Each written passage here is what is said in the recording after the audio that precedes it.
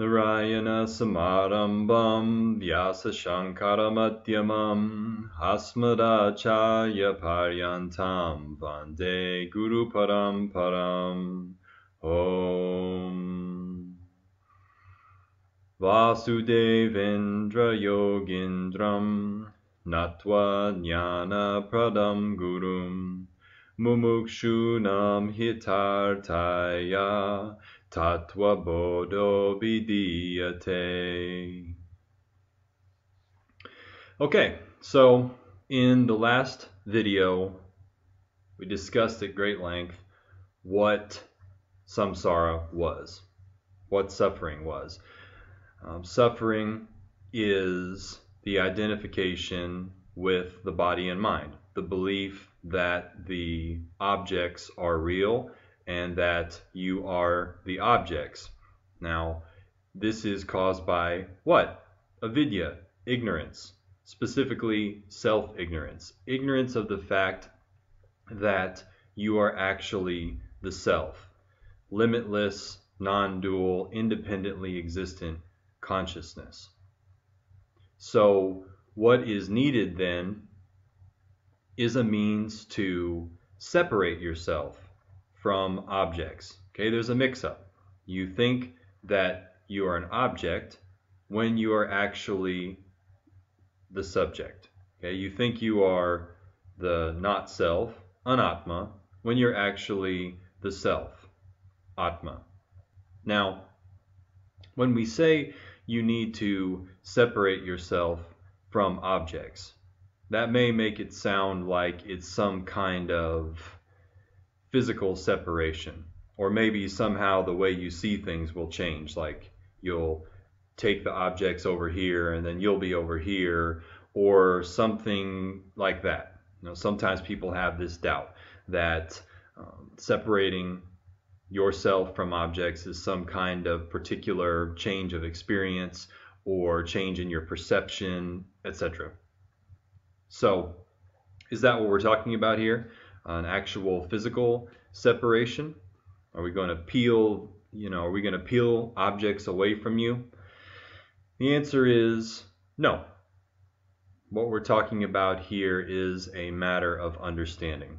Okay? For instance, we can look at this shirt that I'm wearing. Okay? Now,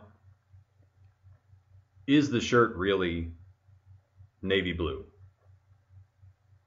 The answer is that no, it's actually white. Right? This is just a cotton shirt.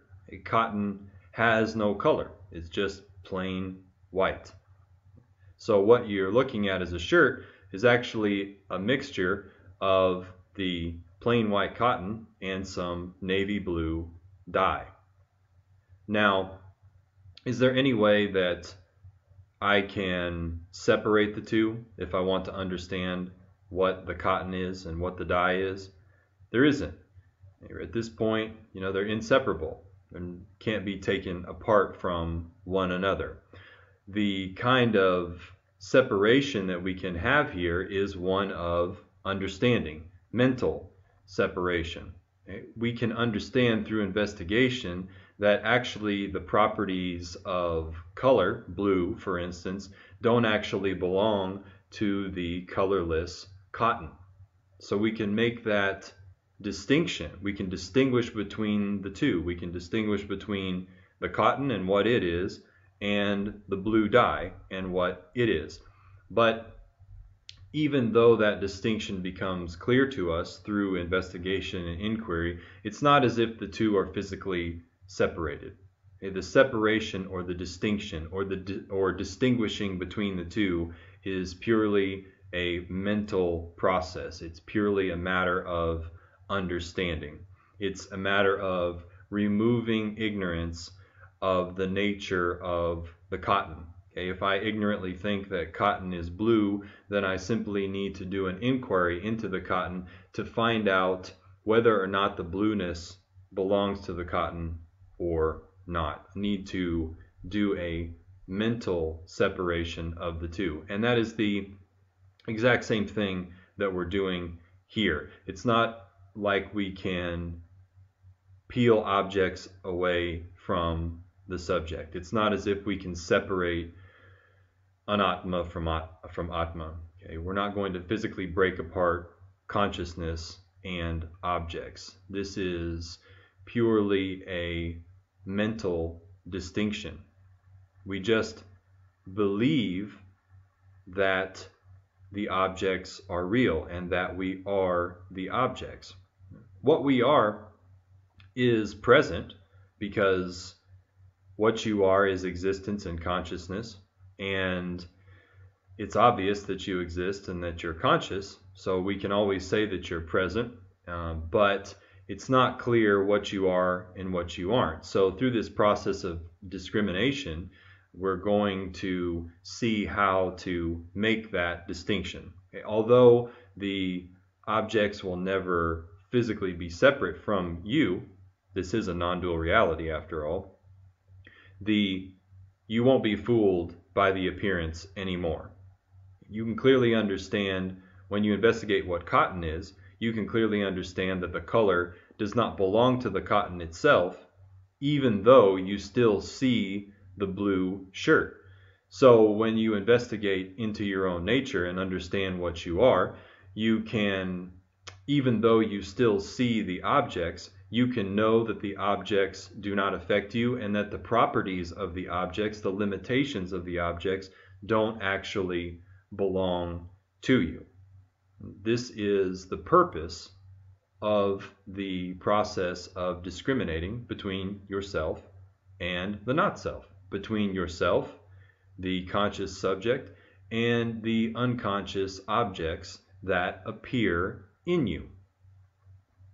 And that is what we're going to be talking about in this video, is the actual logic behind this discrimination and how to do it, so to speak. And we've covered a little bit of this in the last video, but I'll elaborate on it a little bit more here. Now, right off the bat, we're talking about discriminating between, or making a distinction between, you and objects, between the self and the not self, atma and anatma. So it might be very reasonable for you to interject with a doubt here and say, wait a minute, I thought that Vedanta said that this was a non-dual reality. And that's a very valid doubt. Comes up an awful lot when Vedanta is taught to people. At first you start saying, hey, this is a non-dual reality, and then on the other hand you say, wait a minute, there's you and then there's objects, and you've got to separate the two things. So what gives here? What's going on? Well, what it is that there are no actual objects. There's no real objects.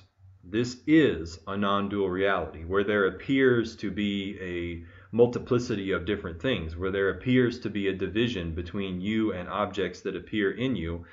There really isn't. Okay? In actuality, there isn't. However, to just affirm that without truly understanding it doesn't solve the problem of identification. It doesn't remove the belief that the objects are real. Why? Because the appearance is there. And it's very convincing. Even though this is a non-dual reality, it doesn't look that way. It doesn't seem that way. So to simply dismiss the appearance of the objects isn't going to solve the problem. It's not going to be helpful. If Vedanta just says, hey, this is a non-dual reality, just believe me, just trust me on that, it isn't really going to help you. I mean, even if you adopt the belief that this is a non-dual reality without understanding it for yourself, then it won't remove your suffering. You've just adopted a new belief. Previously, you may have had the belief that reality is a duality. And then suddenly you pick up this new belief that reality is non-dual. Granted, that belief is in harmony with the truth, but if you haven't really understood how it's true, then the suffering continues. So we're not trying to actually say that there are really, truly objects. We're only acknowledging that there is an appearance of objects. And no one can deny the experience of objects. We're not saying that it's real. We're not saying that it's actual. We're just saying that the appearance is there, and so we need to investigate it. No one can deny that they see objects. No one can deny that they don't know who they are, and no one can deny that they identify with those objects. It seems to be the common experience of most people, unless they're enlightened, that the world is real and that they think that they are some part of the body and the mind. So this is undeniable. So seeing as that is the common experience of everybody, we are going to start our inquiry at that level. So when we're saying that there is the self and the not self, or there's you and objects, we are just taking things at face value. We're acknowledging the appearance of things and working from that spot. Otherwise, you just have to go into denial. You just have to say, oh, well, I don't believe in any of this stuff. It's not really here. It doesn't really exist. It's not really real. But that isn't going to help anything without proper understanding. So please keep that in mind. This isn't a contradiction. Vedanta is just a very sophisticated teaching method, and it meets you where you are. It meets you at your current level of understanding and helps you to work through that. So with this self, not self teaching, we're investigating whether or not the objects are real. We're investigating whether or not we can be the body and the mind, because these things need to be investigated in order to break the belief that the objects are real, and in order to break the identification with those objects. So this is where we start. So the question then is, how does it work? You know, people often ask me, what should I be doing? You know, what is the practice of Vedanta? I may have said this before, but all Vedanta actually is Shravana, Manana, Nididhyasana. Listening, contemplation, and assimilation. For the purposes of enlightenment, we're really talking about listening and contemplating. All you need to be doing, if anything, is listen to the teaching. And the teaching itself does the work. If your mind is properly prepared, if your mind is properly qualified in the ways that we've discussed before, then the teaching itself does the work of removing your ignorance of who you are. If the listening doesn't do that initially, then of course you have to go and think about what you heard and contemplate the meaning of the teaching until it becomes clear. Now, part of this contemplation we could call the practice of Vedanta, the practice of applying this knowledge, this logic to your mind on a moment-to-moment basis. This is the practice of discriminating between yourself and objects. This is what you will be doing. If just listening to the teaching doesn't do the trick, then you have to think about the teaching, and this is how you do it, is on a moment-to-moment basis, you are discriminating yourself from objects. So what I want to do here is to take the logic behind discrimination, take what is laid out in the scriptures and kind of distill it here into a easily digestible little piece of information. It's kind of a little primer or overview of discrimination. I'm not making this up. This is something that is taken from the scriptures itself. I'm just kind of compiling it here. So, what's the logic behind discrimination? How does it work? What do you need to do? Right? This is the logic. Discrimination 101, Viveka 101, so to speak. We conditionally divide reality into two categories. We've talked about this before. There's you, the subject, and then there's everything that is known to you, objects. Okay, so this is any part of the external world, people, places, things, situations, accomplishments, anything at all. Anything at all that you can point to or experience in the external world, that's an object. Your body is an object. Any part of your body is an object. The feelings and sensations of the body are objects. Now, the mind is also an object. The mind is just composed of what? Perception.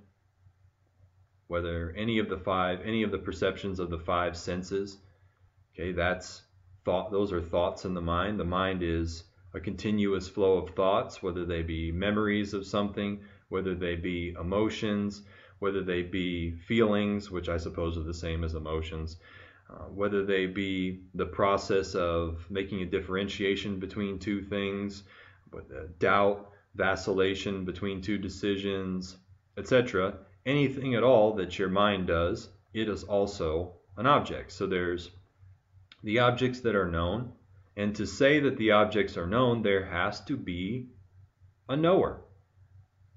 There is you, the conscious subject, that knows all of the objects.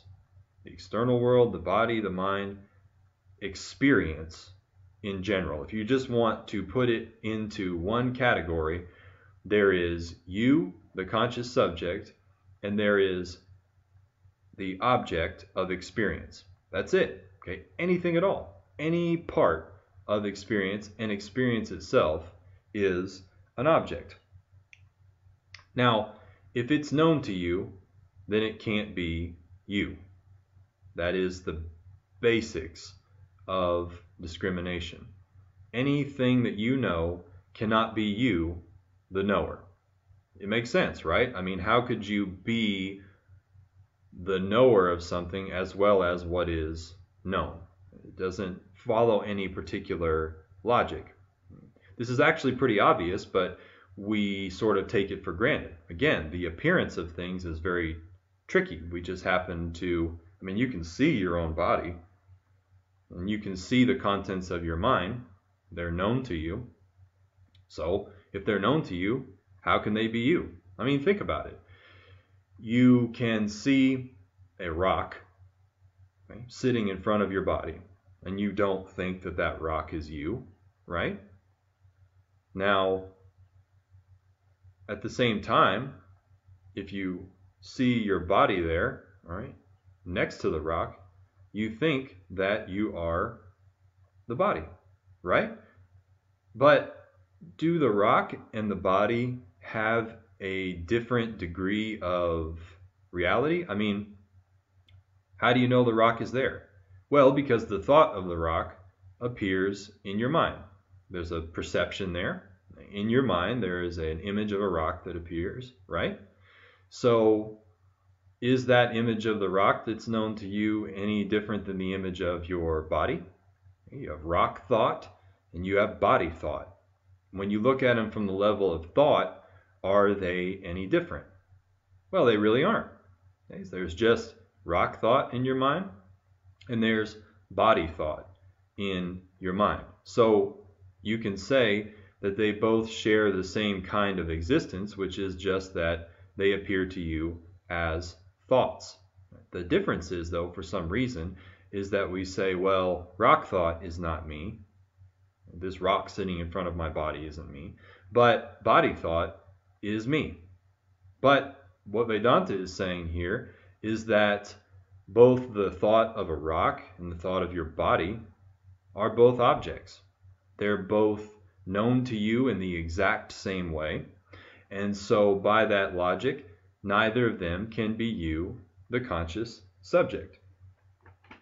That's another point to be made, is that any of the objects that are known to you can't be conscious.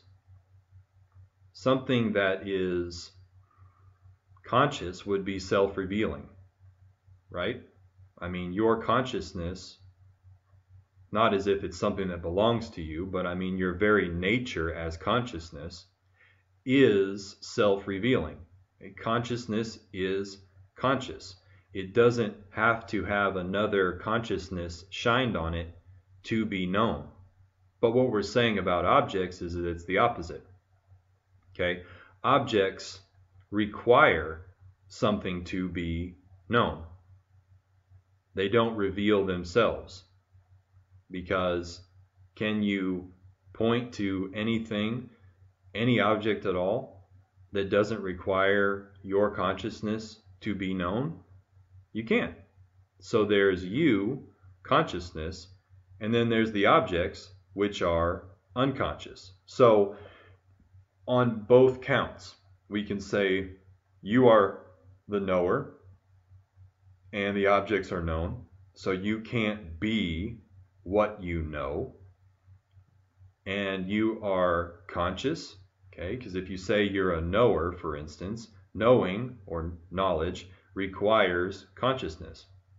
So if you are consciousness that illumines objects, you are conscious, and the thing that is illumined by you as consciousness is not conscious. So you can't be both knower and known, conscious and unconscious at the same time, can you? No, you can't. This is the very basics of discrimination. There's you, the conscious subject, and then there's all of the unconscious objects.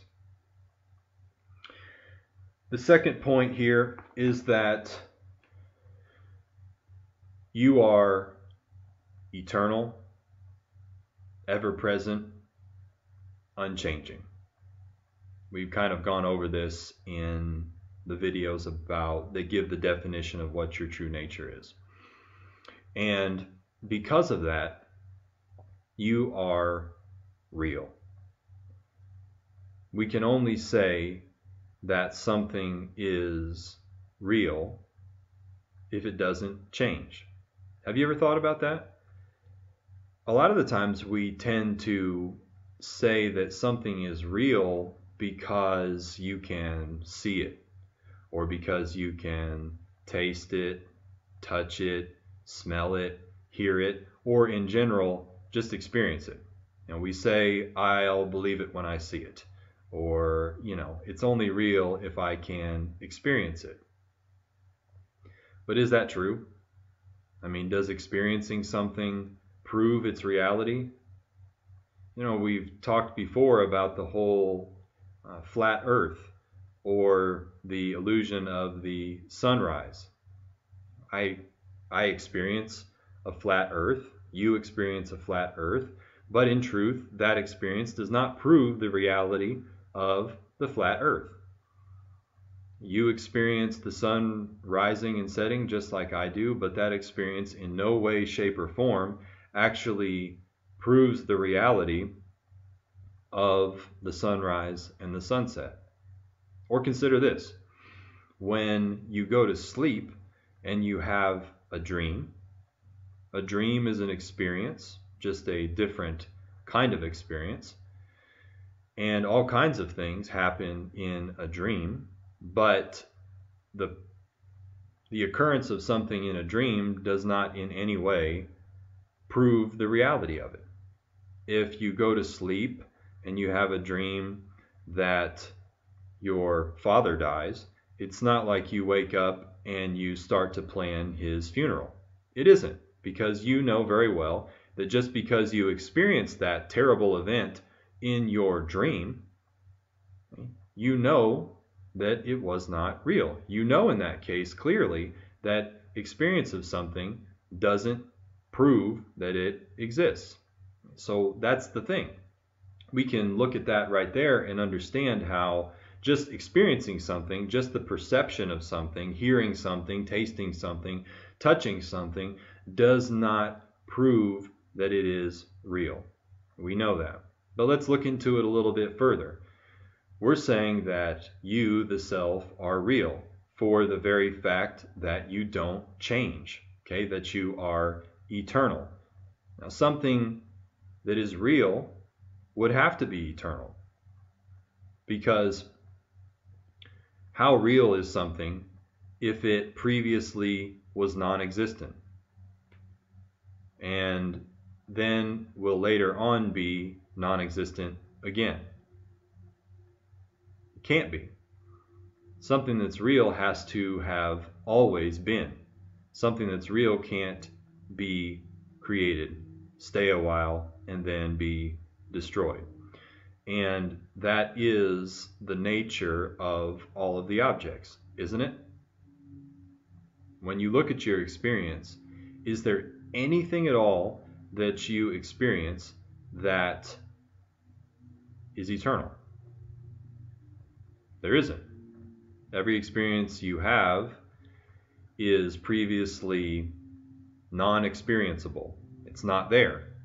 And then suddenly that experience happens, and then that experience ends.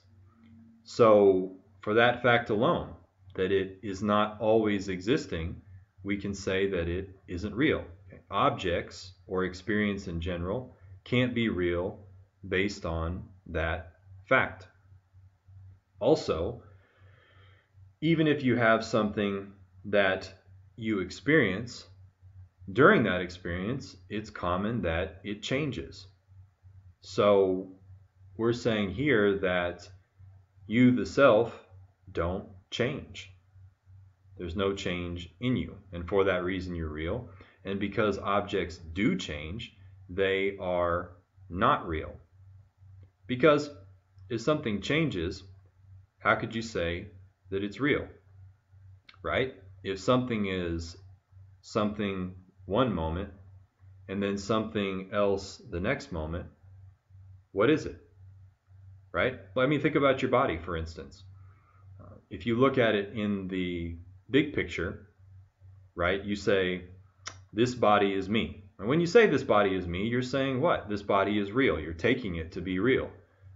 But if the body is real, then where's your body from when you were a baby? Where's your body from when you were an adolescent? Where's your teenage body? Where is your middle-aged body? If you're, where is it? It's not here anymore. I mean, how can you say the body is real if it changes from one moment to the next? You say, this is the body, but which body are you referring to? Are you referring to that baby body? If so, where is it? Are you referring to your childhood body? If so, where is it? Where's your body even from last month? Where's your body from last week? Where's your body from yesterday? We know from science, for instance, that the body is a collection of cells that continuously changes. It's dynamic. It's changing from moment to moment. Even the amount of cells, or the amount of red blood cells you have in your body, or the shape of the body, the structure of the body, all of those things, the amount of certain chemicals in the body, that changes from moment to moment. So you can't even say that the body is real even for any stretch of period or any stretch of time at all, because it changes from moment to moment. If you say, this is my body, by the time you get done saying, this is my body, the body has already changed. Do you see? We can't say that anything is real that changes. And that is the second part of discrimination. The first part is the distinction between you, the conscious subject, and the unconscious objects. You cannot be what you know. And the second part here is that you are real. Consciousness does not change. The self does not change. You do not change. Now, the objects that are known to you constantly change. They constantly come and go, and while they're present, they change. Therefore, they cannot be real. You are real, the objects are not real. You can't be both real and unreal at the same time, can you? So if there's you, the unchanging conscious subject, and the unreal, unconscious objects, then you cannot be what you know. Consciousness, as you can see, if you analyze the situation, you can say what? The different experiences pop up into your mind. You can have the experience of a rock. You can have the experience of a tree. You can have the experience of your body. You can have the experience of a thought. You can have experience of taste, touch, smell, etc. All of those things you can have experience of, and that experience itself is continuously changing. And for that reason, it can't be real. However, are you changing? In each experience, what is there? There's experience and there's consciousness, you. There's objects and you.